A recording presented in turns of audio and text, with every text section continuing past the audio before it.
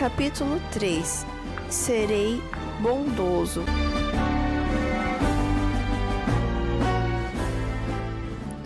Sejam bons e atenciosos uns para com os outros e perdoem uns aos outros, assim como Deus, por meio de Cristo, perdoou vocês.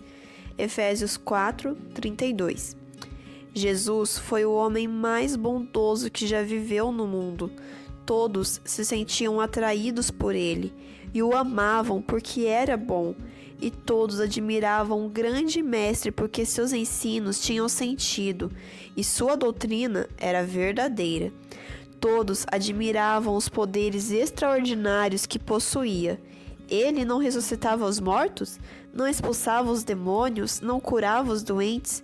Acima de tudo, porém, todos o amavam porque ele era bom.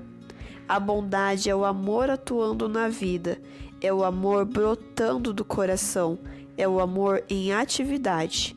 Deus é amor. 1 João 4:8. Jesus veio ao mundo para demonstrar por meio da sua vida diária o profundo amor de Deus pelos homens. Todos os atos da sua vida de desprendimento eram também atos de Deus. Cada incidente do seu ministério revelava o Pai. Deus o Pai é o mesmo que Deus o Filho. As palavras mais repassadas de amor que saíram de lábios na terra foram as que Jesus proferiu quando estava pregado na cruz do Calvário. Diante dos seus algozes orou, dizendo: Pai, perdoa-lhes porque não sabem o que fazem. Lucas 23:34. Sem oferecer qualquer resistência, deixou que os cruéis soldados o colocassem na cruz e furassem suas mãos estendidas e seus vacilantes pés com terríveis pregos, e ainda pediu ao Pai que lhes perdoasse, porque sabia que eles ignoravam o fato de estarem crucificando o próprio Filho de Deus, e que, se o soubessem, não o fariam. Amando-os, Jesus perdoou o trágico erro que cometiam. A mesma oração que Jesus fez por aqueles homens, fez também por você e por mim. Foram os nossos pecados que o pregaram na cruz. Na sua misericórdia, ele pediu ao Pai que também nos perdoasse. É esse devotado amor revelado por Deus no Calvário que perdoa os nossos pecados. O amor de Deus está sempre ligado a atos de perdão. A suprema riqueza da sua graça, disse Paulo, se mostra na bondade para conosco em Cristo Jesus. Efésios 2:7. Pois nós também, escreveu o apóstolo, outrora éramos nécios, quando, porém, se manifestou a benignidade de Deus, nosso Salvador, e o seu amor para com todos, não por obras de justiça praticadas por nós, mas segundo sua misericórdia, ele nos salvou. Tito 3, do verso 3 ao 5. Amamos a Jesus porque ele nos amou primeiro e morreu em nosso lugar para nos salvar dos nossos muitos pecados. Ele foi bondoso conosco e nos perdoou completamente. Jesus não tomou em consideração o fato de sermos egoístas e mesquinhos, descrentes e medrosos, nem de termos pensamentos impuros, língua amarga e espírito cruel. Amou-nos quando éramos pecadores. Com amor eterno eu te amei, declarou ele, dizendo que eu sou o Senhor e faço misericórdia.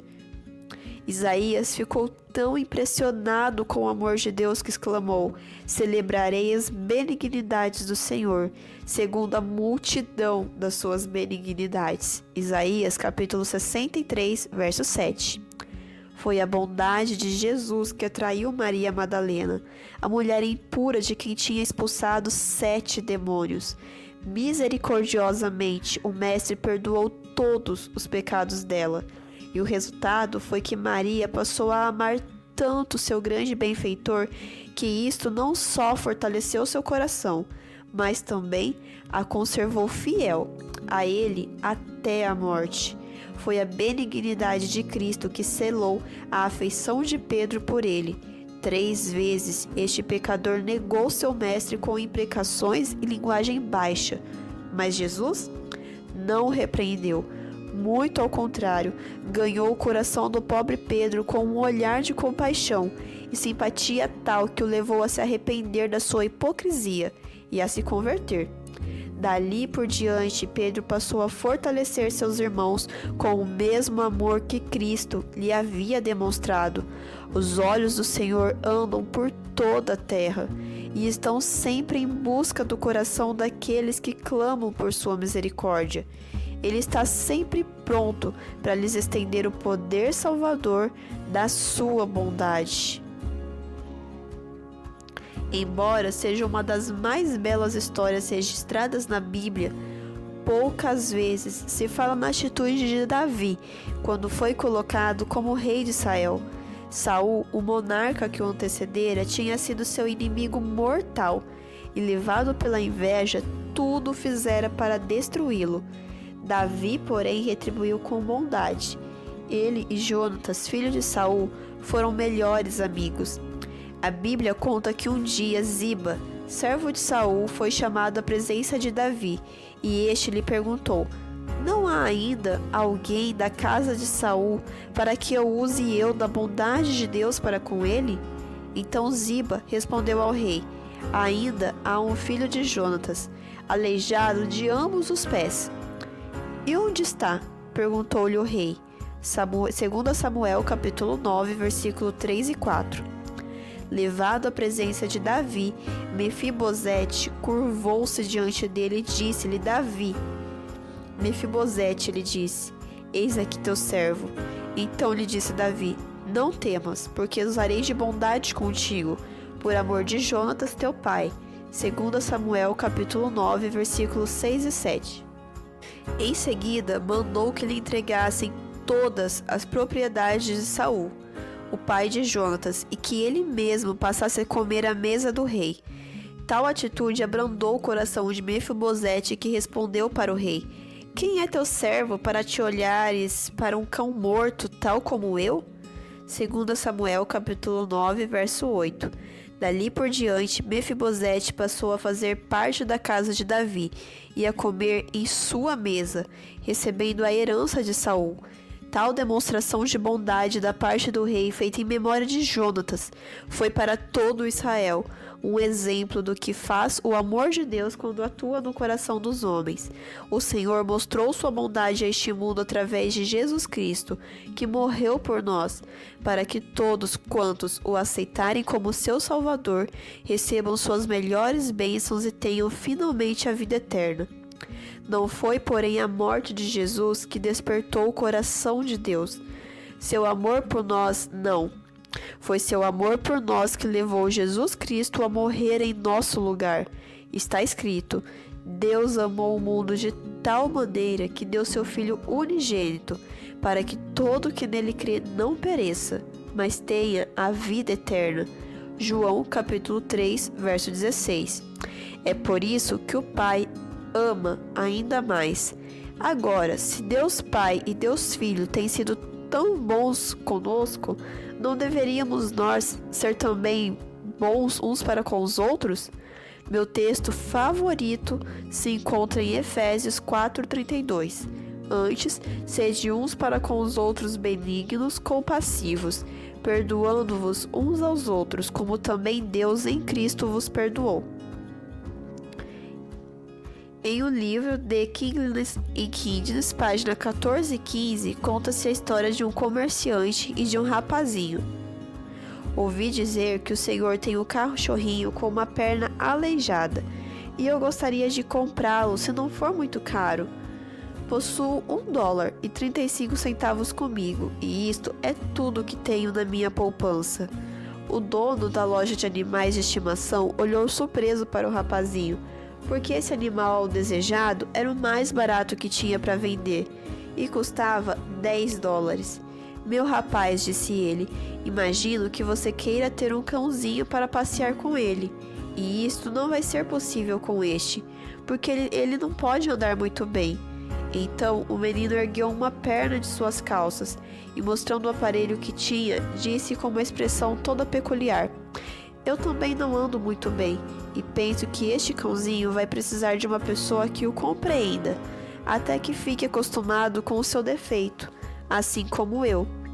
O menino não só recebeu o cachorrinho, mas também não teve de pagar coisa nenhuma por ele, porque o dono da loja, compreendendo que o cãozinho aleijado estaria em mãos muito amorosas, deu de presente para o garoto. Um outro incidente relatado na mesma publicação, página 17 e 18, ilustra muito bem a importância do espírito de gratidão que transborda da bondade. O Dr. Guilherme Stiger fez referência em público a uma idosa professora, senhora Wente, que 30 anos antes se esforçara muito para que ele passasse a admirar os poemas de Tennyson. Alguém então lhe perguntou se ele já contara isto para ela, e ele teve de admitir que nunca o fizera. Pouco depois, escreveu para sua ex-professora uma carta de agradecimento. Por sua vez, a mulher respondeu: Meu caro Guilherme, não tenho palavras para lhe dizer tudo o que sua carta significou para mim. Estou nos meus 80 anos de idade e vivo sozinha num pequeno quarto. Eu mesma cozinho minhas refeições e vou resistindo tal como a última folha de outono. Talvez esteja interessado em saber que lecionei durante 50 anos. E sua carta é o primeiro agradecimento que já recebi de alguém. Ela chegou em minhas mãos numa manhã fria e azul, e me confortou como coisa alguma fez durante muitos anos. Esta história é um sermão que bem ilustra o versículo da Bíblia que diz: Palavras agradáveis são como favo de mel, doces para a alma e medicina para o corpo. Provérbios 16, versículo 24. Agora olhe à sua volta e veja como este mundo é gelado por causa da frieza e incredulidade que os homens manifestam uns para com os outros. Falta muito espírito cristão. Somos bondosos para os que são amáveis conosco, mas mesquinhos para os que são mesquinhos e cruéis, e para os que vivem atribulados. Jesus, porém, ama os pecadores. O povo atualmente, até mesmo dentre os que dizem ser cristãos, é egoísta e se esquece dos outros. O lema dos que só pensam em si mesmos e nos seus familiares é estar entre os primeiros. Eles se esquecem dos números 2 e 3 e dos números 4 e 5. O limite das suas responsabilidades parece ser eles mesmos e os que lhes estão mais intimamente ligados. Por vezes, até se esquecem dos próprios parentes. Caim, sem amor e sem bondade, matou seu irmão Abel. Disse o Senhor a Caim: Onde está Abel, teu irmão? Ele respondeu: Não sei. Acaso sou eu tutor de meu irmão? E disse Deus: Que fizeste? A voz do sangue do teu irmão clama da terra a mim. Gênesis 4, 9 e 10. O que Deus estava querendo dizer para Caim era mais ou menos o seguinte: Sim, Caim, você é guardador do seu irmão. Você tem responsabilidades com ele. Você deveria ter sido bondoso com Abel, fossem quais fossem as desavenças havidas entre ambos. No entanto, você acabou de matá-lo. Cada um de nós é responsável pelos irmãos e irmãs, não só do próprio círculo familiar, mas também da grande família de seres humanos, seja na rua onde moramos, na cidade em que vivemos ou no mundo inteiro. Este mundo é uma única família de homens e mulheres, de crianças e jovens, pretos e brancos, vermelhos e amarelos, ricos e pobres, livres e escravos, aleijados e sadios, fortes e fracos, feios e bonitos, simpáticos e desagradáveis. Todos são membros de uma única família com a qual Jesus se identificou quando nasceu neste mundo. Não temos o direito de sacudir os ombros, tampouco ser frios com pessoas de outras raças e de costumes diferentes dos nossos. É possível que você tenha sido ensinado a desprezar algum tipo, qualquer de pessoa, mas nos devemos lembrar de que todos são irmãos e irmãs em Cristo Jesus e que Ele morreu para salvá-los também.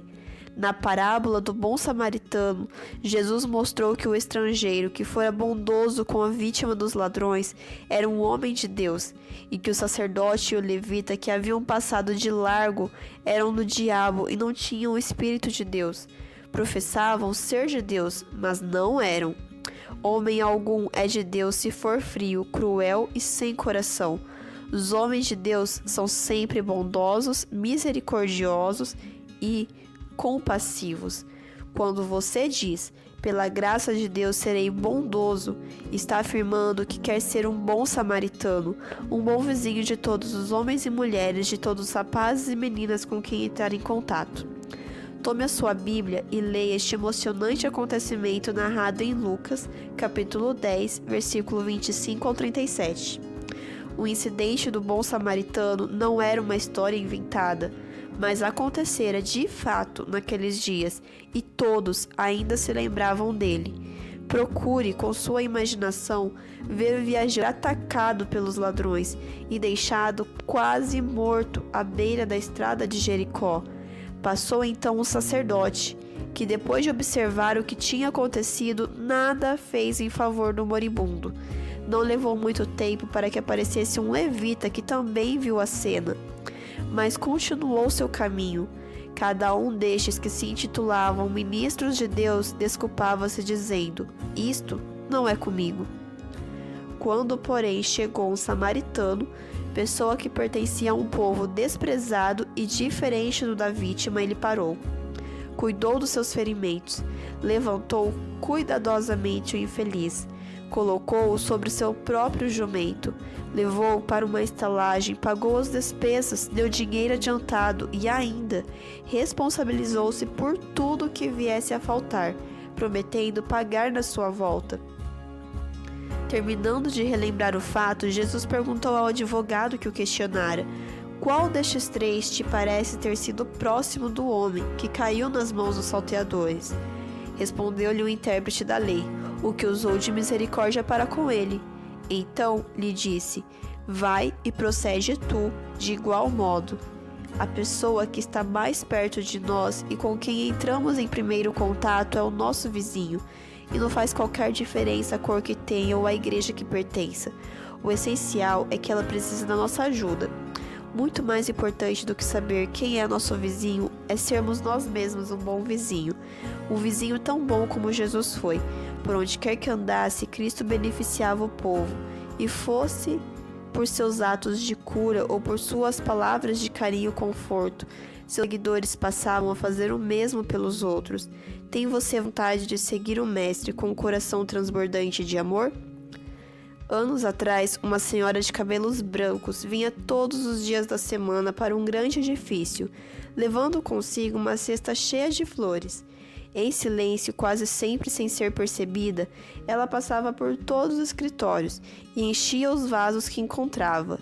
Durante algum tempo, os que ali trabalhavam aceitavam as rosas e os cravos como alguém que fazia isto por ter sido pago. Mas um dia souberam que era uma santa mulher que lhes levava as flores, e que o fazia movida pelo amor e pelo desejo de dar mais vida aos que trabalhavam naquele prédio. Ninguém sabia das dificuldades e das tristezas pelas quais ela passava, e que era nesta expressão de amor que encontrava sua felicidade. Mitigar a dor dos outros é mitigar a própria. Seja a recapitulação dessa história um tributo silencioso e fragrante das dádivas de amor daquela senhora. Há um belo poema que diz o seguinte: apenas Deus é que sabe o valor de um ato sublime que é feito com amor. Levanta cabeças caídas no chão, transforma inimigos em grandes amigos, e em vez de tristezas, traz sempre consigo a luz da esperança de um bom coração. O ódio que arruína e o infame desdém derretem suas fúrias diante do bem. O ato sublime que é feito com amor arranca sorrisos no meio da dor. Certa vez, Abraham Lincoln disse o seguinte: gostaria que os que me conhecem dissessem de mim que sempre quis arrancar um espinho e plantar uma flor no lugar. Esse grande homem tinha sentimentos bondosos. Durante a Guerra Civil nos Estados Unidos, o bom coração do grande emancipador alimentava uma simpatia muito grande pelas tropas e pelo povo do Sul. Nunca sofri por causa do Sul, disse ele, mas o sofrimento dele era o meu sofrimento e suas perdas eram as minhas. Conta-se que na terça-feira, 4 de abril de 1863, depois de Richmond, a capital do Sul, ter sido evacuada, o presidente Lincoln desceu o rio Potomac no navio Capitânia Malvern e, sempre acompanhado, desembarcou na praia e entrou na capital confederada.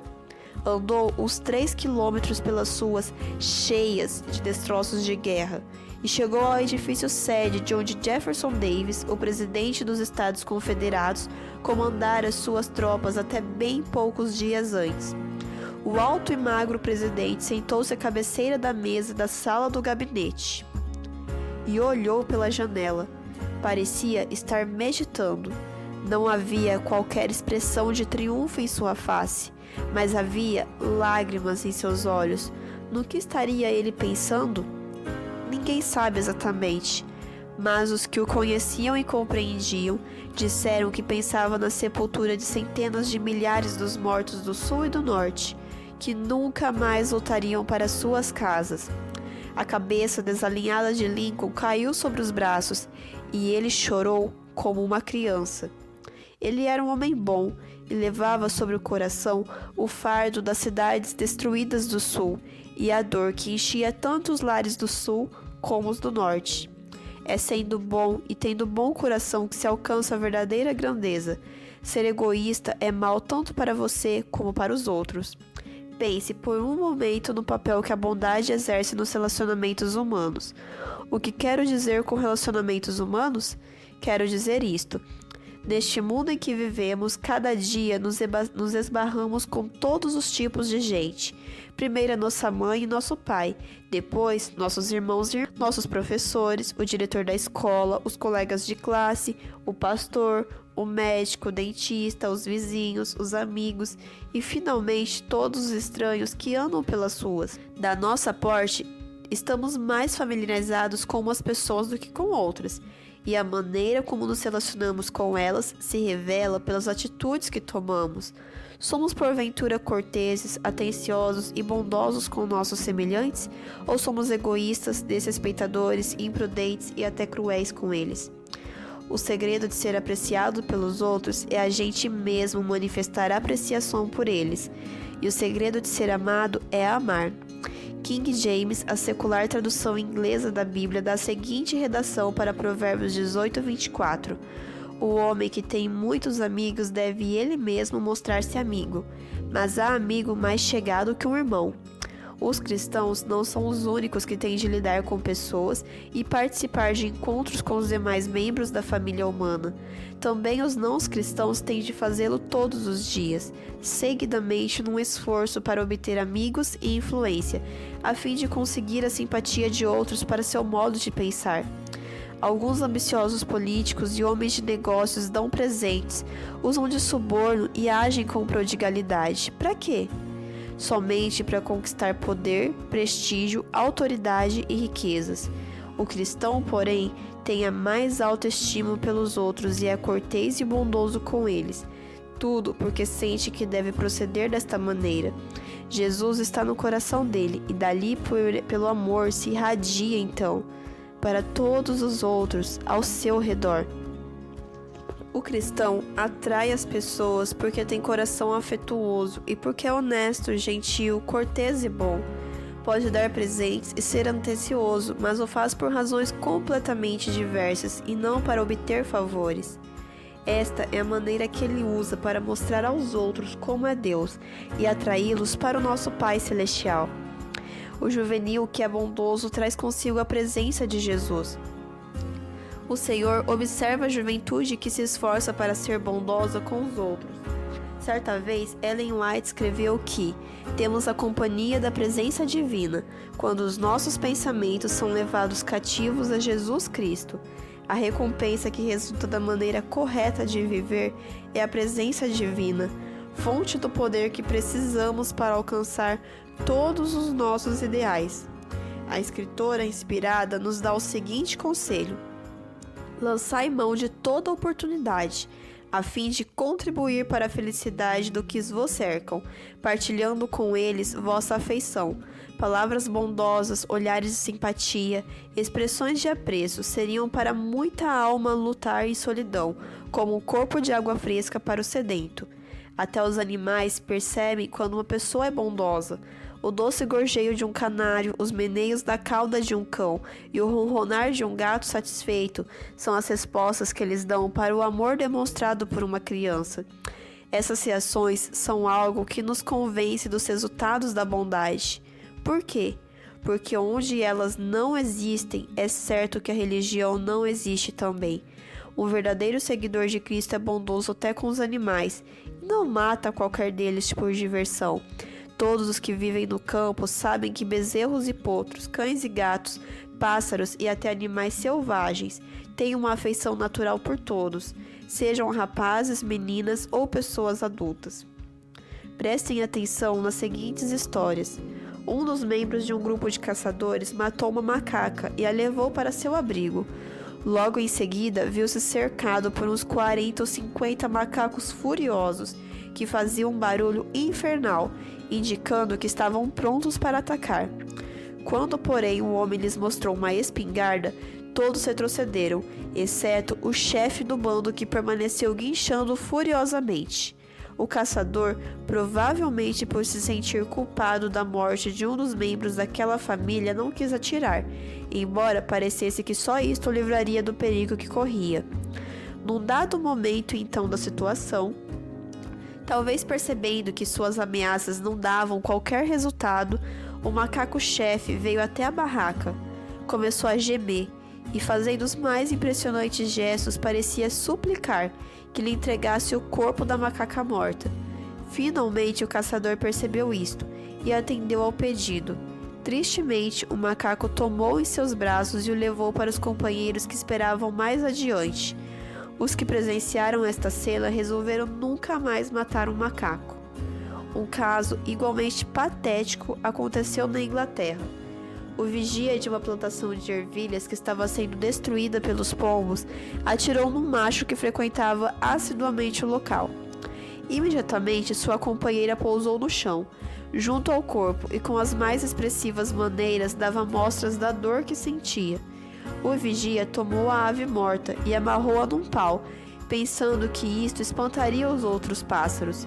No entanto, a fêmea não esqueceu seu companheiro, e dia após dia continuou a andar vagarosamente em torno do pau. Quando a bondosa esposa do sitiante soube da história, imediatamente socorreu em socorro da pobre pomba, e lá a encontrou exausta de tanto andar, tendo feito até um trilho. Só depois da bondosa senhora remover o corpo é que a pomba foi embora. É um mal muito grande matar qualquer criatura de Deus, a menos que haja necessidade disso para a manutenção da vida humana, ou por alguma outra razão muito importante. Embora seja verdade que os homens valem mais do que pardais, Deus não criou estes e nem quaisquer outros animais para servirem de alvos a arcos e flechas, espingardas, pistolas e estilingues. Ele os deu numa manifestação de amor por nós e para nos deixar felizes. É um pecado contra Deus praticar crueldades contra essas criaturas e deixar de ser bondosos com elas, maltratando-as e tirando-lhes a vida. Até as plantas dos campos e das florestas são criaturas de Deus e não devem ser destruídas a não ser para um propósito absolutamente útil e necessário. Disse Deus para o antigo Israel: quando sitiares uma cidade por muito tempo, pelejando contra ela para a tomar, não destruas o seu arvoredo, metendo nele o machado, porque dele comerás, pelo que não o cortarás, pois será a árvore do campo algum homem para que fosse sitiada por ti? Mas as árvores cujos frutos souberes não se comem, destruí-las-ás. Embora seja verdade que há pragas que precisam ser destruídas, o cristão não tira sem necessidade a vida de qualquer criatura de Deus. Para ilustrar o lugar que as criaturas aladas têm na natureza e para aprender as lições que elas nos ensinam, vou contar a seguinte história. Pouco depois da Primeira Guerra Mundial, irrompeu um incêndio numa grande floresta aos pés das montanhas Himalaias. Os nativos acudiram logo e começaram a lutar contra as chamas, enviando todos os esforços que podiam para debelar a tragédia.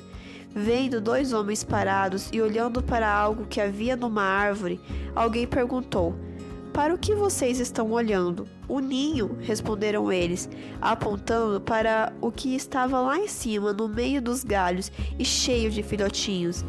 Os ramos ardiam fortemente e era certo que tudo seria destruído dentro de instantes. Olhando para cima, todos viram a mãe voando desesperadamente em torno do ninho. Embora tivessem muita vontade de salvar o filhote, os nativos não conseguiam se aproximar deles por causa do calor que havia. Quando faltavam poucos momentos para que o ninho fosse queimado, um dos nativos disse para si mesmo: agora a mãe vai tratar de se salvar, porque nada mais há que possa ser feito. O que aconteceu foi exatamente o contrário. Tão logo o ninho caiu em chamas, a mãe voou para cima dele e estendeu suas asas sobre os filhotes. Todos morreram queimados e todos foram reduzidos a cinzas. Oh, que amor revelou aquela mamãe passarinho! Podemos aprender dos animais, dos pássaros e até dos peixes muitas lições do amor que Deus tem por suas criaturas e do cuidado que lhes dispensa. Se estudarmos os hábitos dos seres vivos e se estivermos dispostos a aprender as lições que eles nos podem ensinar, se desvendarão diante de nós muitos mistérios a respeito do caráter e do poder de Deus. Portanto, rapazes e meninas, sejam sempre bondosos, não somente com os seres humanos, mas também com os animais, e lembrem-se de que é pela misericórdia que Deus nos revela a sua misericórdia. Bem-aventurados os misericordiosos, disse ele, porque alcançarão misericórdia. Faz alguns anos, um homem chamado Davi Dunn escreveu um artigo intitulado Experimente Dar-se a Si Mesmo, que foi condensado em uma revista, do qual tirei uma grande lição. Ele escreveu o seguinte: nossos tempos são agitados. O mundo está cheio de lutas e sofrimentos. Homens e mulheres de toda parte procuram ter paz na mente e no coração, e tudo fazem como indivíduos para levantar um manto de tristeza e medo que oprime a humanidade. Você e eu precisamos ajudá-los. Mais do que qualquer outra coisa, o mundo precisa da influência saudável de uma grande onda de atos simples de bondade que livrem os homens da inveja, do egoísmo e da avareza. Tal onda precisa começar com nós mesmos, porque a tarefa está além dos governantes deste mundo e dos homens de Estado. Em nossa vida diária, nós, os cidadãos comuns, precisamos fixar nosso espírito e estabelecer para este mundo um padrão onde haja mais bondade. Para Davi Dunn, os atos de bondade passaram a ser um passatempo favorito. Aprendeu que era dando-se a si mesmo que ele mesmo se encontrava. Viver é dar e dar é viver. Tanta gente se interessou pelo artigo publicado em Seleções que ele teve de escrever um livro inteiro sobre o assunto, dando-lhe o mesmo título. As 3 últimas frases da introdução são as seguintes: poderia haver melhor oportunidade para que todos nós nos esforcemos e nos demos a nós mesmos? Poderia haver qualquer outra coisa que devêssemos fazer como indivíduos para contribuir mais para a paz no mundo do que conseguir desta maneira nossa própria felicidade pessoal? Duvido. Quer você unir-se numa cruzada que torne o mundo mais feliz e mais cheio de bondade?